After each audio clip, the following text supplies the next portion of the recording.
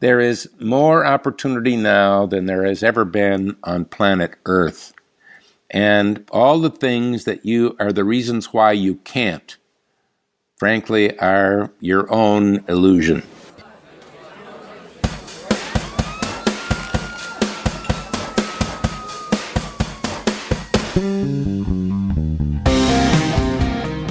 Hello, and welcome to the Millennial Mastermind Podcast. I'm your host, Brad Mulvey. If you're a millennial looking for actionable advice and a proven formula on how to build the life of your dreams, then this is the show for you. Each week, I'll be connecting with inspiring guests who will be sharing their wisdom on how to reach success. So if you're ready to take your life to the next level, buckle up and enjoy the ride.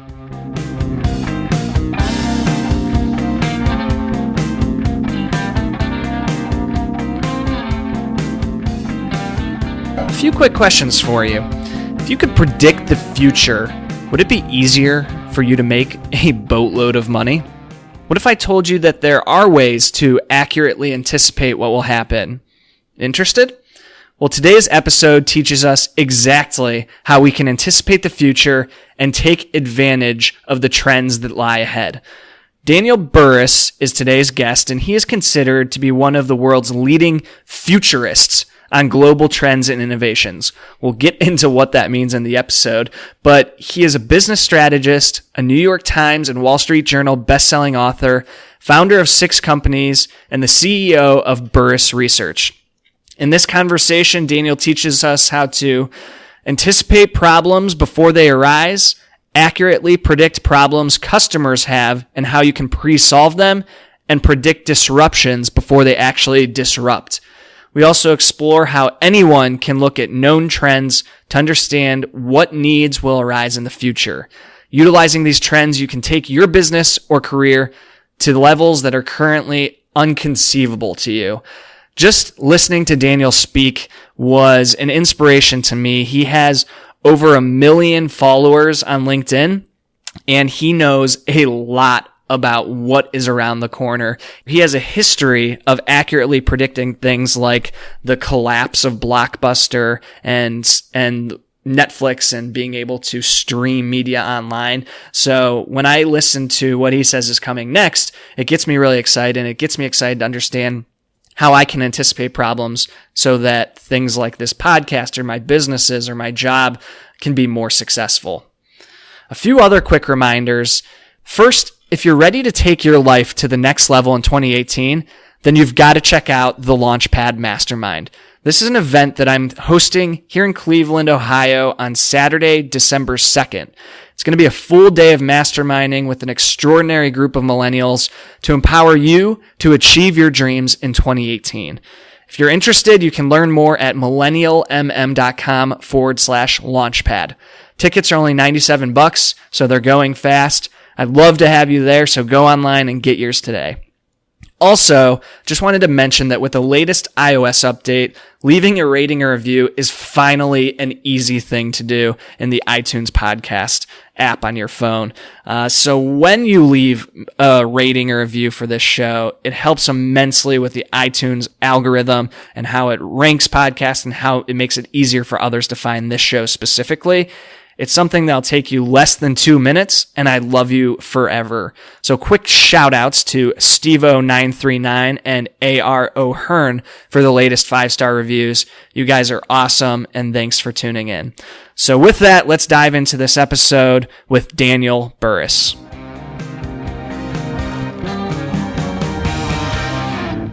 Ladies and gentlemen, boys and girls, welcome back to the Millennial Mastermind Podcast. Thrilled to have you all here today, and thrilled to be introducing you to a new friend of mine, Mr. Daniel Burrus. Daniel, how are you today? I'm doing fantastic, and thank you for having me on. I'm thrilled about it. There's a lot that we have to discuss today, and I'm excited to see what direction that this conversation takes us, because I think there's a lot that the audience can take away from the work that you've been doing. And especially looking ahead, which is what you're all about, there's a lot of things that we can start implementing into our own lives to really make sure we're doing the things now to anticipate what's coming ahead. So just to give the audience a brief background on yourself, You are considered to be one of the world's leading futurists on global trends and innovations. You're a business strategist, a New York Times and Wall Street Journal best-selling author. You've started 6 different companies, currently the CEO of Burrus Research. You're the author of the new book, The Anticipatory Organization, which I'm sure we'll be talking through today, and so much more. So would you mind just taking a minute to fill in the gaps from that intro and let the audience just know what you've been up to these past several years and how you really got to where you are today? Sure, happy to do that. And I'll keep it kind of brief because I think the 2 most important moments in a person's life is the day you're born and the day you find out why you were born. And I'm very fortunate that I found out why I was put on the planet long ago, and that is I'm here to teach rather than tell. So instead of just tell you some things about the future and then say good luck, I want to use this opportunity to actually help and teach the listeners some principles that can help them go forward faster and do things that they didn't even realize they could do. So with that understood, I have started 6 companies in a variety of fields. 5 of the 6 were profitable in their first year. Not many people can say that as entrepreneurs. And 4 of them were national leaders in the United States in the first year. Not many can say that either. One of them, for example, was in the aviation field. I had an idea for an airplane design. I was the test pilot of that plane, and we ended up with 37 national locations in the first year. So the point of that is I don't just write books. I apply these principles, and of course, I like teaching and sharing those principles so that others can do that. Burrus Research has been around for 34 years. That's my core company. And again, this is book number 7. They've been Wall Street Journal, New York Times bestsellers, I think because I make the ideas practical. And and before all of that, I taught biology and physics. And I only share that so that you know that all of the principles I teach are based on research and they work. And the reason I wrote, by the way, the Anticipatory Organization, which is for entrepreneurs and for leaders that want to go beyond just fast reacting and learn how to accurately see the future, is because I started a video learning system, an online learning system a couple of years ago that has done so amazingly well. It has got a Product of the Year award that I decided to base the book off of its success. So the book is actually based on proven principles that work very well. So I'm here to help you learn how to anticipate problems before you have them so that you can pre-solve them.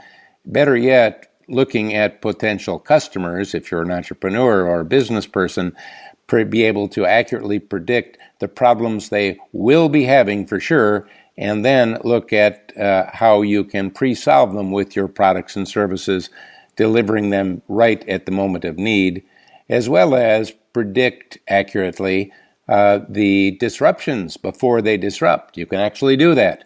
And again, I've been doing it for a long time. For those of you that might have read one of my older books, Technotrends, which was published in '93, you would see a section in there called Blockbuster is Busted, and I talked about what came to be known as streaming and Netflix, and put accurate time frames on it. I was talking about smartphones back then. I was talking about social media and putting accurate time frames. So what I'm going to do in this book and in this interview is show you how you can do it. So I'm not the only guy that can see the future. You can too. I love that, and I appreciate you shedding some light on your background, just showing that you're not just talking about these things and writing about them. You've actually done the work. You've actually practiced what you're preaching. So that goes a long way to show that that's the reason you now have over 1 million followers on Twitter. Well, actually, it's not Twitter. Let me correct that. It's on LinkedIn. Oh, LinkedIn. I just achieved the 1 million on LinkedIn. On Twitter, I'm over 100,000, but not to the 1 million mark yet. Still working on that. You'll be there in no time. I have no doubt of it. So to kick things off, I know you talked a little bit about some of those predictions that you were making as early as the 80s and the 90s. How'd you get into this line of work of being a futurist or somebody who's really looking forward instead of backwards and understanding what these trends and where they're going and what's to come next? Well, when I was a young guy, I realized that we're all going to be spending the rest of our life in the future, but most of us don't think about it. We just kind of let it unfold. And I wanted to see, is there any way of getting any kind of a handle on what's going to happen before it happens? So early, and I'm now talking about my early 20s, I started seeing that there was a science of cycles. There's over 300 known cycles, business cycles, weather cycles, biological cycles. There's even sales cycles that give you a way to see the future. Let's face it, it's more than death and taxes you can be certain about. We all knew there was going to be an eclipse back in August, and we were ready for it. Just like we know when the stock market goes up, at some point it's going to go down, and once again, it'll go back up again because it's cyclical. And we know after fall is winter because it's cyclical. And we know the next presidential election. But let me just say that why I wrote the new book is because cyclical change is how economists predict the future, but we've all seen them become increasingly wrong lately. And the reason is there's another kind of change that they have no training in that can give you, listening to this, a big advantage. And that is what I would call, it's not a cycle, it's a permanent, linear in that it's one way, not a cycle, and it's exponential, driven by exponential change. Once you get a smartphone, you're not going back to a dumb phone. Once people in China park their bicycle and get a car, they're not going back to the bike. Once people in India get refrigeration for their home, they're not going back to no refrigeration.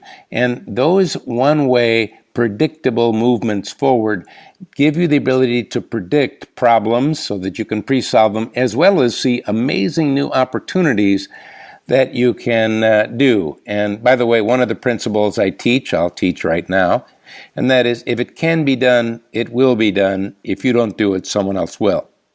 So wouldn't you like to know what could be done 1, 2, 3, 4, 5 years from now? And I've got a methodology that I teach to do just that. I would love to go a little bit further into that. So understanding that there are these cycles and then also these permanent linear and exponential changes, how can individuals take advantage of knowing that these things are out there? Where do we start to look? I mean, the concept makes sense. As you're talking through it, you're right. There are very predictable cycles that we understand. How do we get a little bit more practical with that to implementing that into our own businesses and lives? Well, again, based on over 30 years of research, there's no shortage of trends. The problem is, which ones are going to happen? Mm-hmm. So what I've done in the book is, in the anticipatory organization, is give you the way to put a litmus test on anything looking at the future. And that is, it's divided into hard trends and soft trends. Let me talk about that a little bit and teach our listeners right now. Hard trends will happen. They're based on future facts. You can't stop them, but you can see them coming when you learn how to look. We'll come back on that in a minute to show you how to look. So the power of a hard trend is it gives you certainty in an uncertain world. So personal strategy or business strategy that is based on certainty has low risk. Business or personal strategy based on uncertainty has high risk. So we're in this amazingly uncertain world, and that does not empower me. Certainty is what gives me the confidence to make bold moves, to invest money, to take time, to make a change. And so this is a way to find certainty. And when it comes to selling, uncertainty opens the door to a sale, nothing better than a confused customer. But the ultimate closing tool is certainty. Because if I'm uncertain, you know what, I'm going to get someone else's opinion. If I'm uncertain, I'm not going to write a big check. I'm not going to move forward. But if I have the confidence that comes from certainty, I can do all of those positive things. So that's hard trends. Then there are soft trends. And soft trends are based on assumptions, not future facts. In other words, these might happen. Now, I didn't say they wouldn't happen.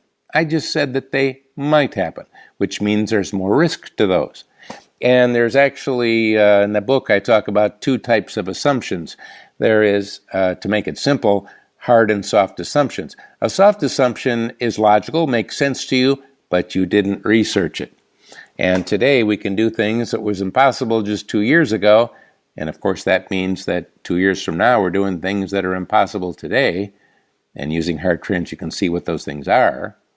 So if you're using your past perspective, your intuitive insight, you could be making some mistakes. There's more risk there. And so a hard assumption is based on you've done some research. You've actually checked it out, which means it has less risk, but not quite as good. So what's good about a soft trend? If you don't like it, you can change it. What's good about a hard trend? You can see it coming. And again, just to take a minute to give you a little bit more on this as a teaching moment here, there are 3 categories of hard trends. Demographics is one. For example, there's 78 million baby boomers. And guess what? They're going to get older. They're not going to get younger. Hard trend. And you can see a lot of opportunities. Let me just give you one. Let me give you one right now that doesn't exist. Please do. That would be great. All right, because I think that'll make it more real. And there's entrepreneurs out there. So let's talk about a product that doesn't exist right now that has got low risk and could be a huge success. And that is, how about a smartwatch for seniors? Now, there is no smartwatch for seniors right now. But what if you or I decided to use the certainty of hard trends, the aging population, and created a smartwatch for 75-year-olds and older? Now, first of all, are they buying it? No, they're not buying it. Who's buying it? Their baby boomer kids are buying it for them.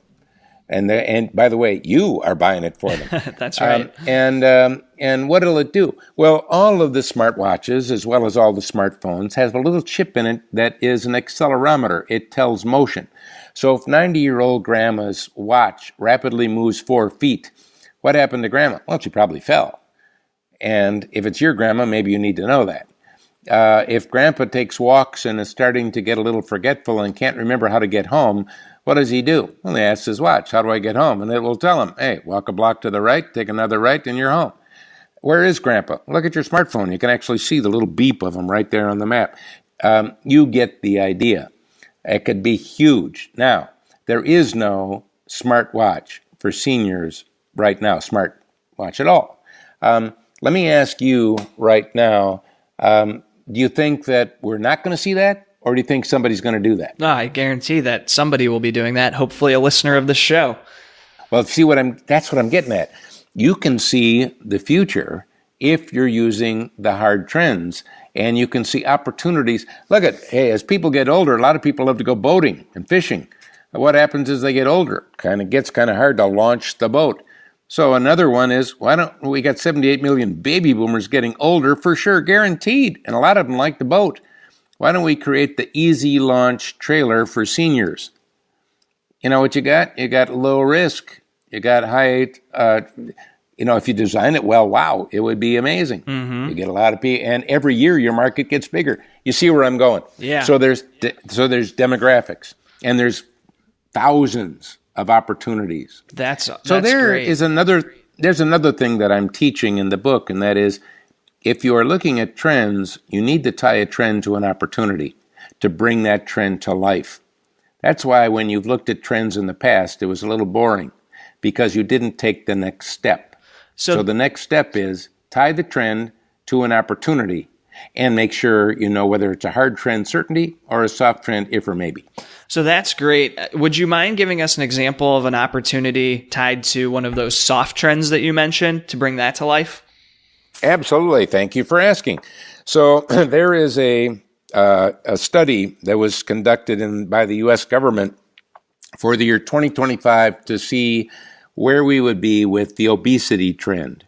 And in the United States, obesity, we've been becoming as a nation more obese every year for the last 15 years. More and more obese every year. The trend is going up, up, up. So the government wanted to conduct a study to see, well, how obese will we be in 2025? And the reason was to figure out how to pay for that mess. And of course, as you might guess, it looks like we're going to be a lot more obese. Let me ask you, you think that is a hard trend, guaranteed, can't stop at certainty, or is it something that could be influenced? What do you think? I would say that's something that could be influenced. Very good. You're getting the idea already. So instead of figuring out how we're going to pay for that mess, You would rather think about how can I influence that soft trend? There's the opportunity. And you might say, well, I don't know if I could do it as a nation, but you could do it as a company. For example, there is a company that I know that is an international company. I worked with them on this, and they actually gave all of their employees Fitbits about 3 years ago. They have weekly and monthly competition with prizes, and what they've done is they have gotten people off of their cholesterol drugs, gotten people off of their high blood pressure medication. They've lowered the weight. They've got less sick days. They got healthier people. In other words, what they said is, well, we may not be able to change the world, but we can change what's happening in this company, and they now have a healthier, less obese company. So you see the opportunity. So you can change. As a matter of fact, let's look at healthcare reform. What has healthcare reform been? It's really been, how do we reform health payments? Didn't give you a better artificial knee or a better experience in the hospital. Right. So people are thinking the increasing costs of healthcare, they are thinking it's a hard trend, certainty you can't stop. But in reality, it's a soft trend you can influence. For example, what if I used new tools to transform purchasing, logistics, and supply chain within healthcare? You could flush out billions of dollars of waste by doing that and actually lower the cost of healthcare. What if we made going to the hospital and payments transparent? Because right now you're paying hundreds of dollars for an aspirin when you go to a hospital. What if it was all transparent? You knew how much stuff really costs. All of a sudden, whoa, you know what you have with transparency? Increasing trust. By the way, let me give every listener a hint. If you're an entrepreneur, think of blockchain, and you might start to get some answers there. What I'm getting at is soft trends are a gold mine for coming up with low-risk opportunities because you can influence them, and hard trends are a gold mine for finding opportunities that have low risk because if it can be done, it will be done. By the way, I only mentioned demographics. Let me mention two other quick ones. Can I do that for you? I would love that, Dan. All right. So I said there were three categories. Second category is going to surprise you, and that is government regulations. Yeah. And you might think, well, the current administration doesn't like regulations, but I would say, well, you can't predict all, but you can predict many. For example, regardless of what the current administration thinks about regulation, do you think we're going to get more government regulations around the subject of cybersecurity? You bet. You bet. Well, hey, you see, and by the way, we could give another 20 if we wanted to talk about it right now. So you can't predict everything. Well, all the things I don't know, I don't want to look at that. That doesn't empower me. I want to ask, what am I certain about? What do I do know? And all of a sudden you start to see opportunity. Let me make this real for you with an example. When you hear about a government regulation, the first thing you do is look at all the things you don't like. And that's the farther you go because it's an endless list.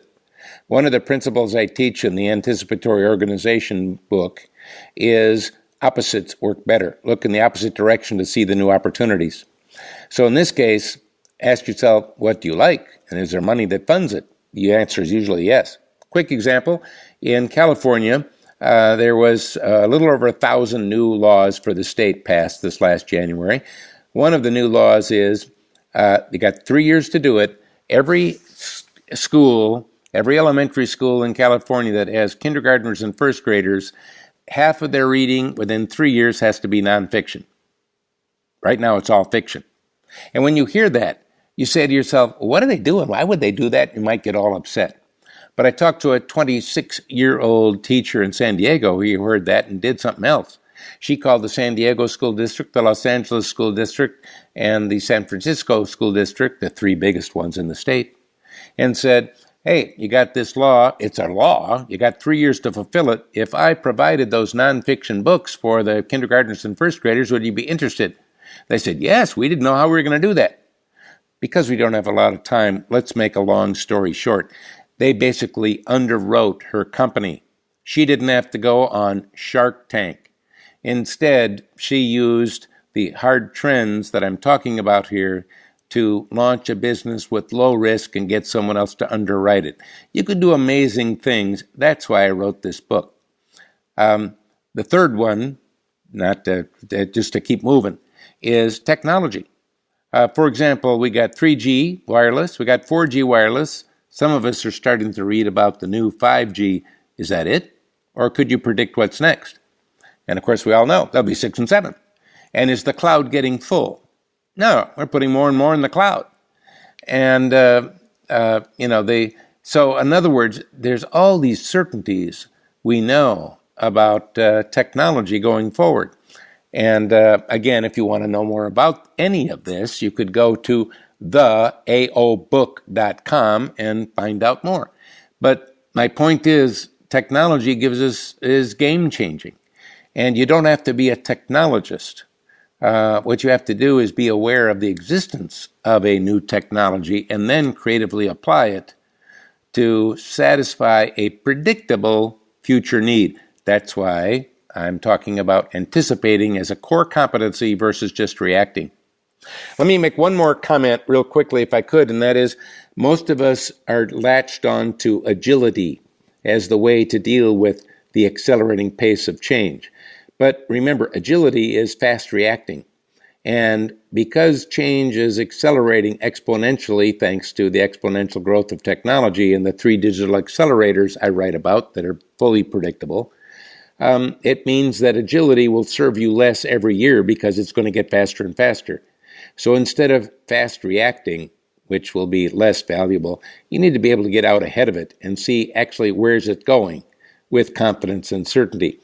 So if you think of a two-sided coin, agile innovation, of course, another way of saying that is reactive innovation, which is good. But did the guys who came up with the idea of Uber or Airbnb use agility? No. Amazon and the others, they're all using anticipatory hard trends to jump ahead with low risk. And that's why I wrote this book. That's why I want us thinking about this, because the opportunity is too big to ignore for all of us. So Dan, this makes a ton of sense, the way you break it out into those hard and soft trends. I'm curious, with those two categories, you mentioned how there's a ton of opportunity within both, and by looking at either, it helps to lower your inherent risk with any venture that you start off on. If you look at things that are more likely to, that are either a hard trend that we know it's moving that direction, or soft trend that it's likely to move that direction, how can the audience decide which type of trend they should base their next business or their next career move or whatever it may be off of?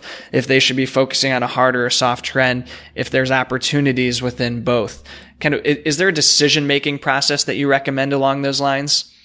Yeah, I think, first of all, I would recommend getting started with picking a hard trend certainty, because you can see it coming and you can develop amazing opportunities around that.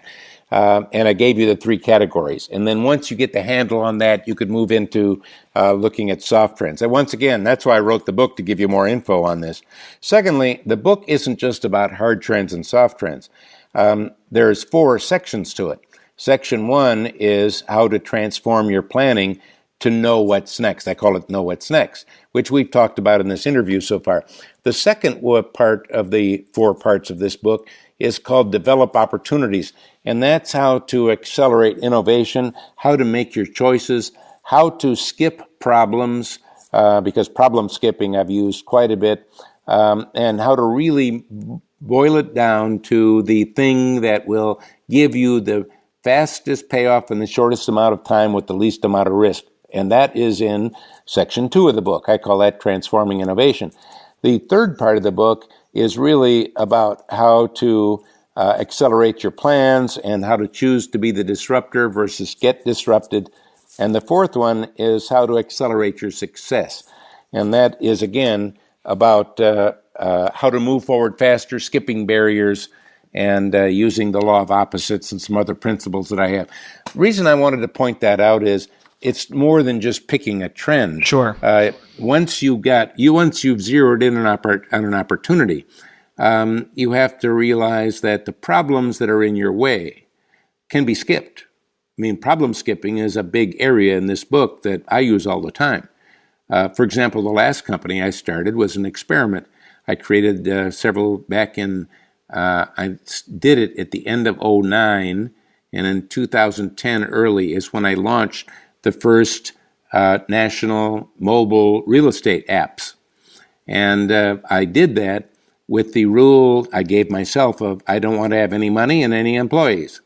And by the way, I was also writing another book at the time. I gave over 50 speeches around the world that year. I published over 100 articles that year. In other words, hey, I was doing other things.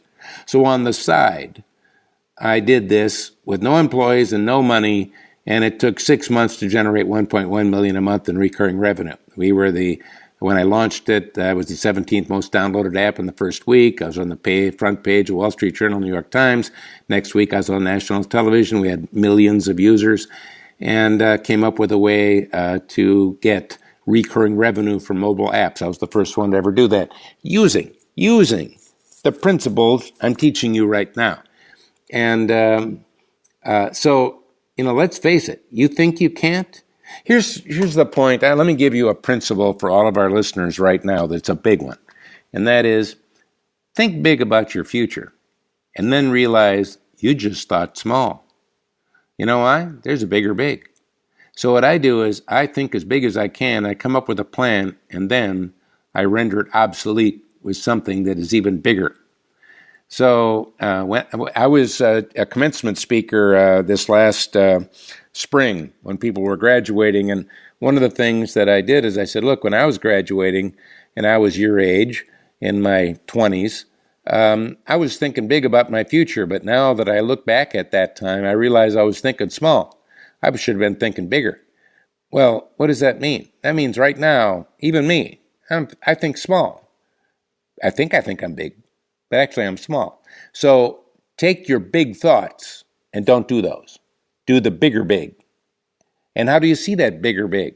Well, that's why I wrote the book, giving you these hard trends and these certainties so that you could have amazing opportunities to choose from.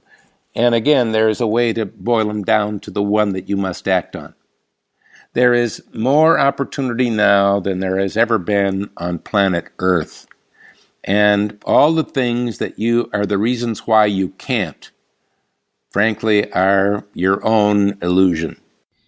So how do you break down some of those own illusions of thinking that you can't with something and move on to a bigger and a bigger concept without overwhelming yourself to the point of having that negative self-talk of, you know what, I'm never going to be able to do this, because it sounds great to think bigger and bigger, but until we get past that personal mental block, it doesn't give us an opportunity to make it an actual reality.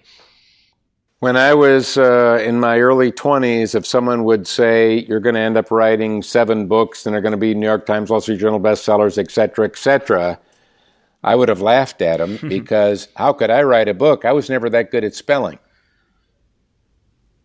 You see, I had a limitation. Because I was not a A+ student on spelling, how could I ever write a book? How foolish, how stupid. I've written 7 books. What did I do? Well, first of all, I got better at spelling, and second, I got somebody who could check my spelling. I don't need to do that. You see what I mean? I took the problem and skipped it. Don't worry about spelling. Write the book. If someone would have said, you'll start all these companies and do all this, how would I start a company? I don't have any money. Remember I told you I started out teaching. Teachers don't have any money. And because I thought you needed money to start a company. I didn't realize you don't need money to start a company. That's what you think you need. You think you need investors. You think you need angel investors. Well, you can go that route and give it if you want to, but you don't have to at all. See, we think we have to do all this stuff, and I would have you question every one of your assumptions and ask yourself, is it really that valid? Is there a way to do it without money? Is there a way to do it without employees? Is there a way to do it without a big fancy office? And all of a sudden you'll start seeing answers.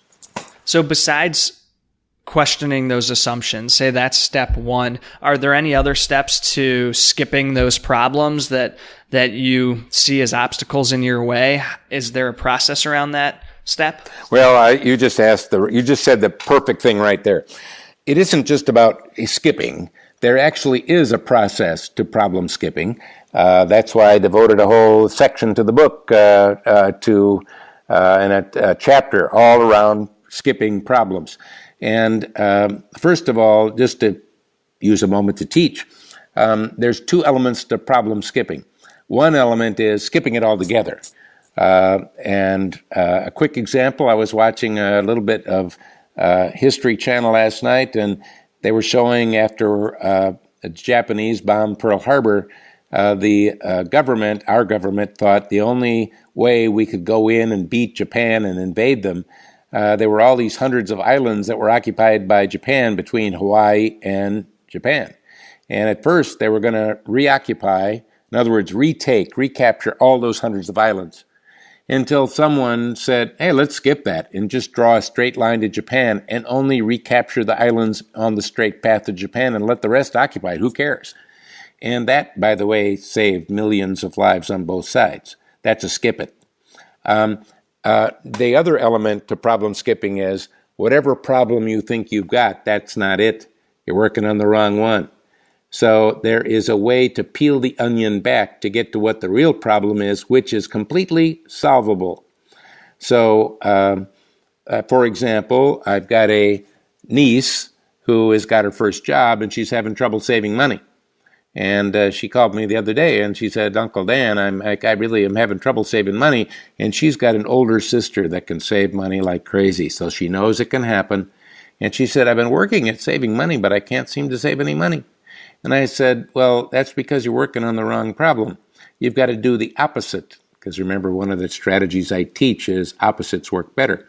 Instead of working at at saving money, why don't you work at how you're spending money? If you change how you spend your money, you'll find yourself saving money by default. In other words, she was working on the wrong thing. Most of us are working on the wrong problem. That's why you're stuck. So if you are stuck on a problem, I can already tell you, you're working on the wrong one. And there's a way to get to the right one. Again, that's why I wrote the book.